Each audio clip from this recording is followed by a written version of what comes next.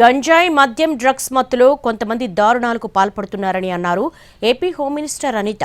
సినిమాల్లో హీరోలను చూసి మద్యం గంజాయి అలవాటు పడొద్దన్నారు. పిల్లలపై తల్లిదండ్రుల నిఘా ఉండాలన్నారు.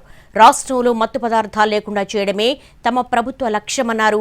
టాస్క్ ఫోర్స్ ఈగల్ ద్వారా మాదక ద్రవ్యాల నివారణకు చర్యలు చేపడతామన్నారు అనిత. విపరీతంగా గంజాయికి డ్రగ్స్ కి బానిసైపోయి యువత ఎంతమంది ఎన్ని ఇబ్బందులు పడుతున్నారో మనకు తెలుసు. ఈ రోజు చాలా మంది యువతకి ఏంటంటే సినిమాలు చూసరికి ఒక ఇన్స్పిరేషన్. నేను సినిమా వాళ్ళని తప్పు పట్టట్లే, కానీ ఆ సినిమాలో ఉన్న మంచి కన్నా సినిమాలో ఉన్న చెడే ఎక్కువగా అట్రాక్ట్ అవుతుంది. అటువంటి పరిస్థితుల్లో ఓ గాంజాయి తీసుకుంటేనో, ఒక డ్రగ్స్ తీసుకుంటేనో, ఒక మందు తాగితేనో అదో పెద్ద హీరోయిజం లా ఫీల్ అయ్యే ఇటువంటి పరిస్థితుల నుంచి అది కాదు హీరోయిజం అంటే.